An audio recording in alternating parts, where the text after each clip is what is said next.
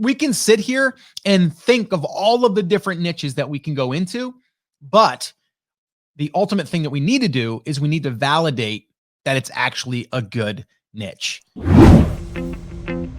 Well, hey, what's up, everyone? Welcome to the Rock Your Brand podcast. I'm your host, Scott Boker, a serial entrepreneur on a mission to help you. This show is designed to teach you, to inspire you, to motivate you to take massive action and build a future-proof business. So, whether you're just starting out or taking your existing business to the next level, this is your home. Now, if you're ready, I'm ready. Let's rock your brand. What's up, guys? Welcome back to another episode of the Rock Your Brand podcast. This is episode 929, and this is one of the first, actually, the last one was the first, but this is the second podcast of 2021.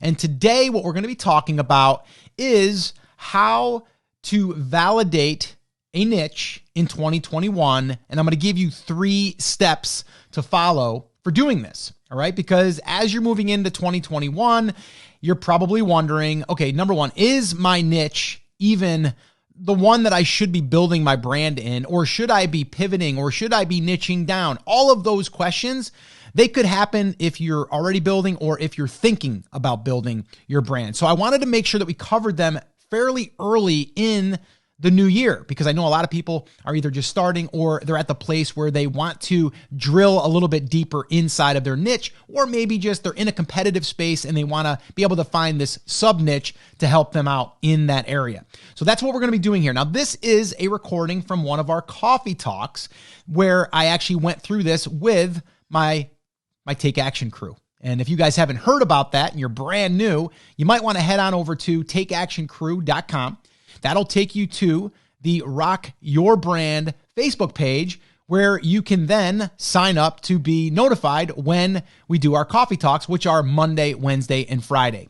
Or if you just want to head on over to takeactioncrew.com and you wanted to go through some of the past coffee talks, you can do it there as well. But I would definitely recommend that you do that. All right, takeactioncrew.com. But what we're going to be diving into today, like I said, is 3 steps for validating your niche in 2021. If you are already, like I said, if you're already up and running, this is still going to help you because it will also allow you to see other opportunities in another niche that's inside of your niche, which a lot of people don't look at as an opportunity. They just look at the bigger picture. We got to go a little bit narrower. We got to zoom in a little bit. And that's what we're going to do in this episode. So guys, I'm going to stop talking so you can listen to this episode and you can go ahead and validate that niche in 2021. All right, sit back, relax, and enjoy. Today, I want to really make it crystal clear on what it will take to, number one, discover a niche, a good niche, and then how to validate that it's a good niche. Right? We can sit here and think of all of the different niches that we can go into, but the ultimate thing that we need to do is we need to validate that it's actually a good niche. And there's some different things that we need to look at, okay? And that's what I'm going to be going through here in this little session here that we're doing, okay? So I'm going to get right to it. So the very first thing is, and oh, by the way, there's like 3 steps that I'm going to be doing this, okay, through. Now, in these steps, there's some other little steps that are in there, but they're really just cross checks. It's how do we validate through this entire process? And then how do we come out at the other end and know that there's this potential and we feel really, really confident after we've done this, okay? Because we don't really know for sure ever, but we can find clues. We can look at other competitors in that space. We can look at all of these different things to at least let us know that if we put in the time, the effort, that there's a good chance that we can build this thing to be a successful, profitable brand. Okay. And that's what we're ultimately here to do. So 3 steps to finding and validating your niche in 2021. All right. So number 1, discovery. So there's really 3 areas that I see niches being discovered, okay? Or categories, if you want to call them that, okay? So number 1 is, and this one's an obvious one, is a hobby. So if you have a hobby and you really enjoy that hobby, well, why don't you look and see if that is something that can be turned into a profitable brand? Is that a niche that you could turn into a profitable brand? Okay. So a hobby. So what I would do is I would sit down. If I'm at this stage, I am going to start thinking through all of the things that I'm interested in. Okay. So for me personally, right now, it would be guitar. Okay. And I've talked about this, in the past. Now I've played guitar. I still play guitar, but I've been thinking, actually, one of my goals, I think, for 2021 is going to be to start practicing my guitar on a regular basis.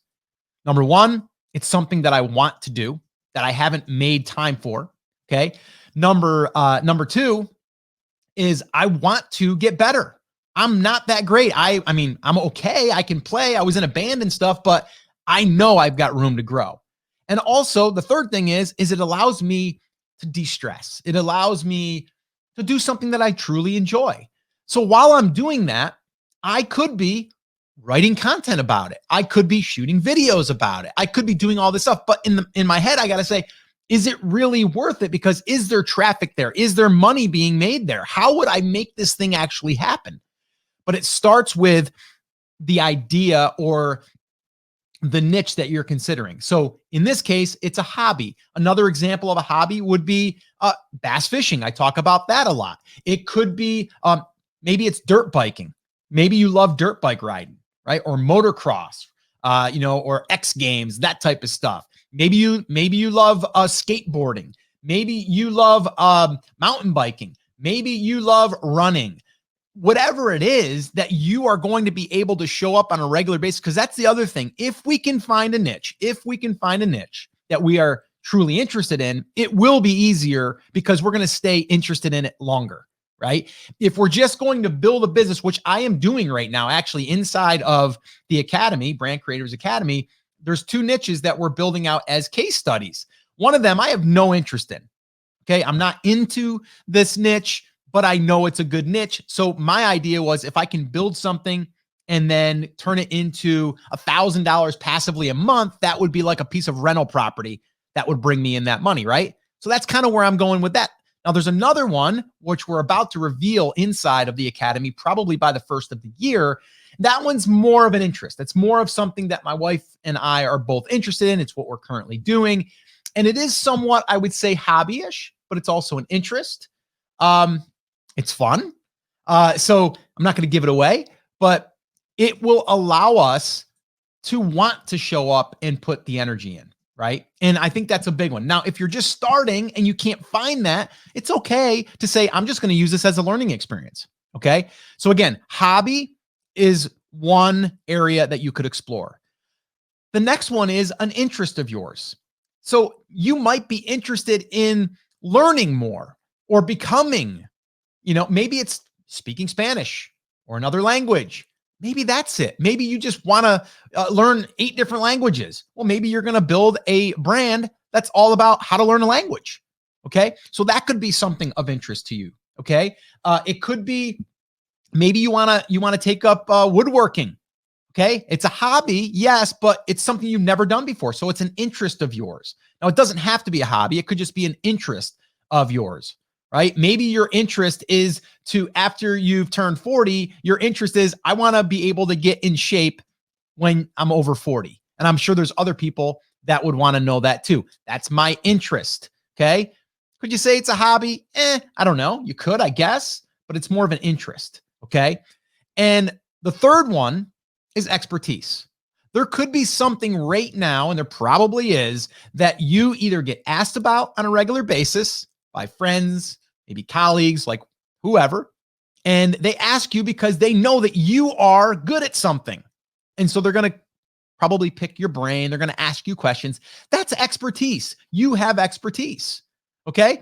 I know we go to the horse farm. We lease a horse there. My wife has owned a horse in the past, but there's a lot of things that she doesn't know about this certain style of horse and this style of riding.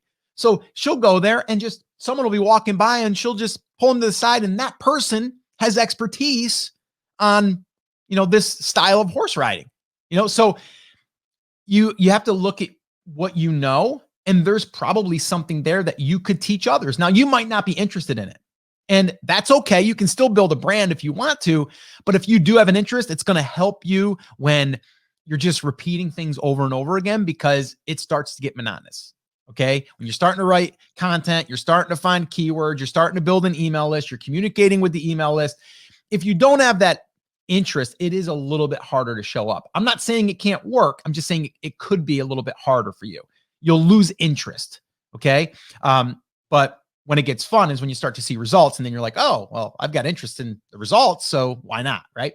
So the first step here in this process, before we can do any validation, before we can do any proof, we need to identify a niche, okay? And then the funny thing is once you understand the validation process, then all of a sudden, it seems like you got niches coming at you in all different, areas.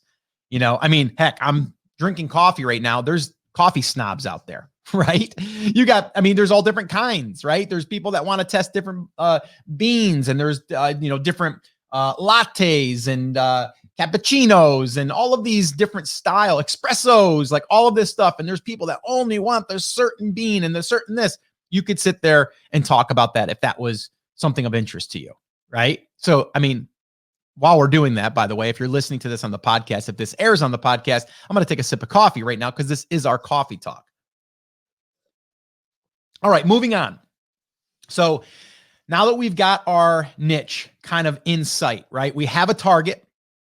We have our target. We know that we want to look into that. Now, just because we've identified a niche doesn't mean that it's going to work. All right, that's the key here. Just because you identified a niche does not mean it's going to work. All right, so now we got to move into the next two steps. And these are going to help us validate that it does have the potential to grow into something to where we want to take it. Now, the other thing is you gotta ask yourself, am I building this brand to replace my income? Or am I replacing this brand as something I want to do on the side to bring in an extra $1,000, right? If you do that, when you're in the validation stage, you can look at it and go, well, as long as I can see that, I can see the road, the path to $1,000 a month, then I'll go for it. That's fine. But if you are looking to get to where it's generating $10,000 a month and you can't really find the path, might not be the right niche, right?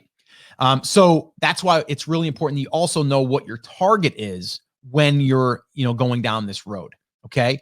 So again, once we have it in our sights, we know what the niche is that we want to now take to the next step, which is traffic. Okay. So there's two more steps. The next one is traffic. Okay. Without traffic, you're not going to be able to make any money. Okay. Bottom line, if there's no traffic, no money. Okay. Because who's going to buy it? Right. And I mean, traffic could be 10 people that could buy it. Right. But we need to look at the traffic numbers, because if we look at the traffic numbers, we look at the potential of that traffic. Now we can start to gauge percentages. Okay. And go, oh, well, if there's that many people there, how much does an ad network pay for 1,000 people that come to my site? I can do the math now. How many people, if I sold 10 items to a day, would that equate to, right? That's going to move into step 3, which is the monetization. But step 2 is the traffic. We need to see that there's enough traffic there for us and other people, because we're not looking for us to be the only ones here. That's another mistake a lot of people make. They're sitting here saying to themselves, I want to be first to market. It could work. It's very risky, right? We want to be able to say, hey, that person did it. That person did it. That person did it. There's 10 people ranking for this keyword. Let me see how I can level up and how can I get some of that position? How can I get some of that traffic? That's what I'm going to be asking myself. Okay. If it looks like it's dominated with all of these high authoritative sites, might not be the best niche, but we first have to see, is there enough traffic? So step 1 in the validation for traffic is how much traffic. Okay. And one easy way to do this is to just use the free tool Uber Suggest and just do a quick search. And you're going to see the number of searches for certain keywords. Now, one other thing is if you're looking at just bass fishing, you might put in bass fishing and it might say it gets 60,000 searches a month, which is okay. But that's not really what we're looking for. What we're looking for is, can I identify a website or multiple websites that are getting over 60,000 or 70,000 or 100,000? I want to take the bass fishing and I want to find a website that has focused all of their energy on bass fishing. And then I'm going to take their website and I'm going to look and see how much traffic their website's getting. And then I can have a good gauge of what I could expect in the future. I can also look through their content, see how they're getting their traffic. I can see how they're getting their backlinks. I can see how, they're building an email list once I go to their website, if they are. So all of these things I can see now, right? So it starts with, yes, bass fishing, but who is publishing on a regular basis around bass fishing? Find the websites and then start to see what those numbers are. Now, the question I'll get all the time is, well, how much traffic, Scott? It's not so much about if I find sites that are only getting 12,000, 15,000, that's not going to be enough for me. Okay. Because my first goal here is to get enough traffic to where I could turn on an ad network and have that running in the background to where I'm making $400, $500, $1,000 a month on basically a recurring revenue basis, in a sense, because all I'm doing is getting paid for the impressions that are coming to my site or from my site. That's it. Okay. So if I can't get, let's say 30,000 page views a month, I don't even want to play then. Okay. Cause at 30,000, I can probably get to $500 a month. Okay. And I actually know that right now because in one of our niches that we're doing as a case study, we're at about 430 right now, and we're just under 30,000 page views. Now that will fluctuate with the what they call the RPM, which is basically your per thousand, how much they're willing to spend per thousand. That's not important right now. What's important is, I would say, if you're struggling to find sites that are getting 50,000 page views a month, I would probably pass. But also, you got to know that we're not just looking at bass fishing. We're looking at all of the keywords that come into play for bass fishing. And that's where if you find a website, we can then look and see what are all of the different keywords that they're getting ranked for. That's the potential. And I like to see some that are getting 100,000, 300,000 and multiple ones. That means that, position number 2 is getting 100,000. Maybe even position number 4 is getting more because they're ranking for all of these other long tail keywords. Okay. But the bottom line is traffic. We need to identify the traffic that's coming, and we need to validate that it can be, it can be found out there, and it can be, done. Okay. That we can do it.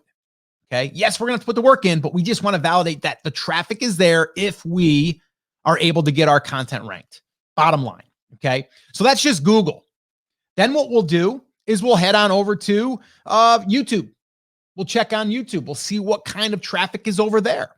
And then we'll hop over to Pinterest. We'll see, is there Pinterest boards and groups and stuff over there? So we want to look at those 3 areas. And the reason why I'm looking at those 3 isn't that I'm going to do all 3. It's that I'm validating that the traffic is out there. Okay. And the other reason why I'm looking at those 3 is those 3 are what I call evergreen traffic channels. Meaning if you post a piece of content on Google, it lives on forever. You can get traffic today, 6 months from now, 6 years from now. Okay. Same thing with YouTube. It's search-based content. Pinterest, same thing. It's evergreen. Once you have a pin on there, it lives on. And if someone searches on Pinterest for something, you can show up. So those are 3 traffic sources I look for validation, but also where I would potentially start building my traffic channels. Okay. So Google, YouTube, Pinterest. Okay. That's traffic. Staying in traffic. Another thing that I would do is I would go to Facebook and I would type in my niche, and then I would start looking for Facebook groups, Facebook pages, and I would start to identify how many people are in these groups and pages, just to give me a little bit more of a sense of the size of the market, okay, of the niche. And then the next thing I would do in this traffic validation piece is I would start to see, and you might already know this just because you know that you have, joined someone's email list in this niche, is I would see, are there list building opportunities? Because I want to build a list in my niche, whether it's right away or whether it's a year later. I want to know that I have the potential to build an email list. Okay. And a way that you can do this is once you start to see these different websites that are already doing it or that are already building a brand in this niche, we can start to say, oh, are they collecting emails? And if they are, what are they using for their lead magnet? Right? Can I do a better job? Okay. So I just want to validate that. So again, number one, discovery, hobby, interest, expertise. Those are three different areas that I would explore to find my niche. Number two, we're going to validate the traffic. And we're going to do that by Google, YouTube, Pinterest, Facebook groups, pages, list building opportunities. Okay. Then we're going to move into the next step, which is the revenue. We're going to validate revenue because we can have all the traffic in the world, but if we can't turn it into money, then it doesn't really benefit us from putting in the time and the energy to building out this thing, right? I mean, that's ultimately what you want, is this thing to be a business, a brand, right? That you can actually make some money. So what are we going to do here? Well, there's three different areas, okay? And this is usually what you're going to do in the very beginning. And there's ways that we can speed up this process. But if we are looking for the future potential of revenue opportunities, I'm looking at these three. So number one is ad networks. So again, once I find these websites that are in my niche that I'm able to look at their traffic numbers, I'm able to look at their content, I'm able to see if they're building an email list, if they're doing social on Facebook or Pinterest or any of that stuff, I'm also going to notice and take notice that they're running ad networks. They're going to be running Ezoic, or they're going to be running Mediavine, or maybe AdThrive. And while I'm doing the research and I'm looking at their website, I'm going to notice if there's ads being run. And if they are, I'm going to look at the network. You can see the little network. They have it down in the bottom, usually left or right, and it'll say Mediavine, or it'll say Ezoic, or it'll say AdThrive. And then I know, well, if they're getting more than 50,000 page views a month, they're on Mediavine, right? Even if the numbers on Uber Suggest are low, which they usually are, by the way, then I know if they're running Mediavine, they have to have at least 50,000 page views. Okay. If they're running AdThrive, I know that they got to be having at least 100,000 page views. I know that. Okay. So it's another way to cross check that, but also to get excited that, wow, once I get enough traffic, I can turn on Ezoic with 10,000 page views and start getting some money coming in the door. And then once I graduate to 50,000, I can turn on Mediavine. And then once I get to 100,000, I can turn on AdThrive. Okay. And we're talking going from one platform to the other. It might be, instead of getting $12 per 1,000 visitors, that's a good rate. It's pretty good. $12 to $15. Going to AdThrive, you can get as high as $25, $28, maybe even $30. Okay. And then your income doubles, and all you did was change the network, but you got the traffic. Okay. You got the traffic. All right. So ad networks, big one. Ezoic, Mediavine, AdThrive. That's the three in order. Okay. The next thing is are there products being offered on these websites, and are they Amazon affiliate links? It's very simple to see this, right? If you see that they're talking about products or doing product reviews, then they are most likely an affiliate for those. And the way that you can do that is you just hover over the link and then look in the bottom left of your browser window, and you'll see a short link there. And that usually means that they're an affiliate. They're using an affiliate link. Okay. And they also have to have a disclaimer on their website that would say that. It'll either be in their sidebar, it'll be at their bottom footer, or sometimes it's even just right at the top of their post. Okay. So Amazon, you're not going to get a ton of money from Amazon sales. I mean, they reduced their their percentage here recently, which kind of sucks, but it's something, right? It's something. We just had on one of our niches that we're building out as a case study, we do not sell generators, by the way. Okay. But we sold a $3,000 generator and made $85 from that sale. And we do not sell generators. But how did we get that? Because they clicked over from one of our product reviews. It led them to Amazon. They might not have purchased the product that led them over there. It might have been a $13 product. But while they were there, they either were buying the generator or they already had it in their cart. And that's how Amazon works with their affiliate program, is for 24 hours, you're cookied. So Amazon products, okay? Now, the other thing to think about is if there are products being sold, physical products, you can either private label them if you want to go down that road, or you can find other brands that are selling, not even on Amazon, and you can become an affiliate for their products. And sometimes 10%, 20%. Okay. So that's another thing to keep an eye out for. But the simple way is to be an affiliate for Amazon or eBay or Etsy. They all have affiliate programs. Okay. Depending on your market, you would pick one that would best fit your niche. All right. So Amazon products is where I would start. And then the last one right now, and the one that I would focus on, is digital products. Okay. If you are looking at your niche and you're looking at websites, pay attention. Are they promoting digital products, whether they're their own or someone else's? It could be a digital ebook. It could be a digital course. It could be a BarkBox for dogs, right? Are they doing some type of monthly thing every single month that you could get on, that you could sign up as an affiliate for? That would be amazing. If you can find a recurring membership that's tied to your niche that people would sign up for, and you start publishing content around that automatically leads them over there to sign up, and they have an affiliate product or a promotion there, or the ability to be an affiliate, you can start getting recurring revenue without you having to produce the product. Okay. And I think BarkBox is a great example of that. And I'm sure they have an affiliate program. But you might only get 5% of that, but that's every month. Every month you would get that. Okay. So that's another thing that you can do with digital products. But creating your own, you own everything there. Your margins are going to be almost 100%. The only cost you're going to have is hosting the digital product, which doesn't take anything, and you can host it on Dropbox for free. Or you can use ConvertKit if you have your account set up there for capturing your emails. You can host it there and deliver it there. It doesn't really cost you anything.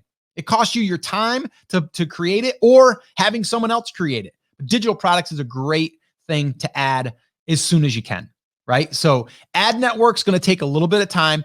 The affiliate product stuff, that can happen immediately. You can start creating content around that, and creating a digital product can happen within 30 days. Okay. So that stuff is what I would do first, but we got to validate that it's even possible. Because if we validate that it's possible, then we know what we're able to do. It doesn't mean we're going to do it all right now. We just need to know that the potential is there, so we can grow this thing into something to meet our goals, right? And that could be $1,000 a month. It could be $5,000 a month. It could be $10,000, $20,000 a month. You just have to then base your criteria off of that. And what type of proof are you getting from this validation process? So let's kind of run through this one more time. Number one, discovery.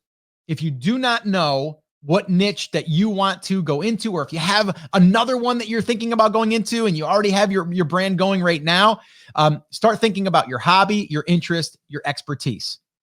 Number two, we're going to move into validating it. We're going to validate the traffic. That's step number two. We're going to look on Google, YouTube, Pinterest. Use Ubersuggest to help you with this. Facebook groups and pages. We're going to look at list building opportunities. That's all done in the validation stage. Okay. In the traffic validation stage.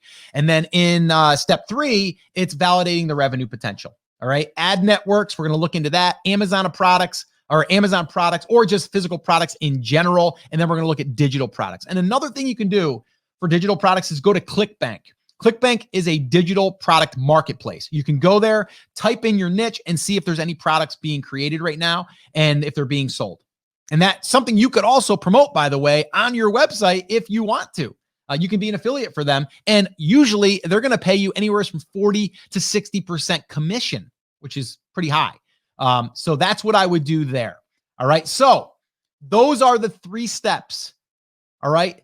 And in 2021, I am seeing as much opportunity as there's ever been, if not more, because I think more people are going to be online consuming content and buying products, period. Okay. With last year, 2020, with everything that went on, pandemic, everything that we had to deal with, businesses all going online, being forced to go online, us being forced to buy groceries online, which we never did before, really. I mean, we did, but not as much as we do now, right? So people are being trained and conditioned to do more online consuming of content and shopping. So I believe the opportunity is greater than ever. And I really think that anyone that wants to publish and they want to find good long tail keywords in the very beginning, you got a shot. And build an email list, 500 subscribers. And we go over that in our email list building fast track workshop, show you exactly how to do that. Then build a digital product in that niche. So we can speed up that process by building an email list and building a digital product.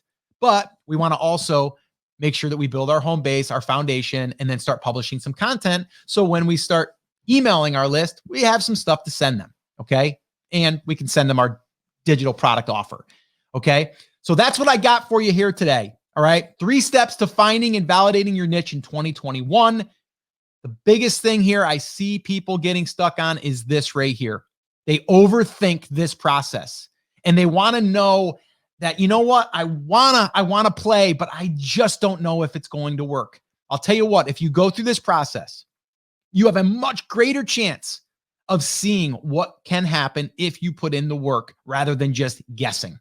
Okay. And I've seen it time and time again. And there's way more opportunity out there than you can even take advantage of. And you shouldn't, because then you're going to become overwhelmed. But if you just sit down, break it down, keep it simple. That's why inside of Brand Creators Academy, we have 5 stages that we go through. And that's it. And then we just keep working on those stages. Okay. And we just keep building and growing over time. And we build momentum over time.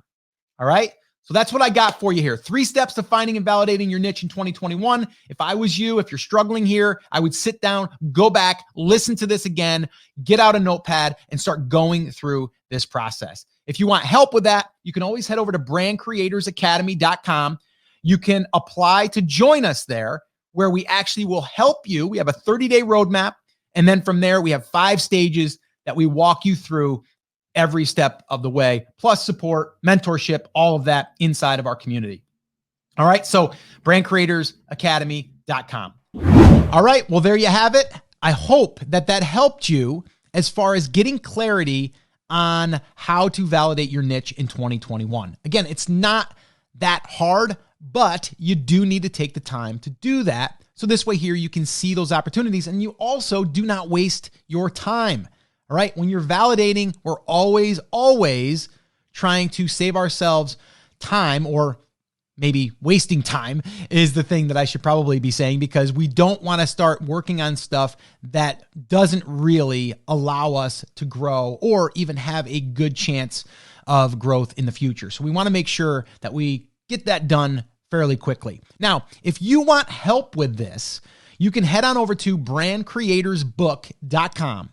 And that will give you all of the steps for validating and then also building out your brand from scratch. So again, if you want help with that, just head on over to brandcreatorsbook.com and you can find the details over there. Yes, you will buy me a cup of coffee, but well, it'll be worth it. Trust me. All right. So just head on over to brandcreatorsbook.com. All right, guys. So that's it. That's going to wrap up this episode. As always, remember, I'm here for you. I believe in you and I am rooting for you, but you have to, come on, say it with me, say it loud, say it proud, take action. Have an awesome, amazing day. And I'll see you right back here on the next episode. Now let's rock your brand.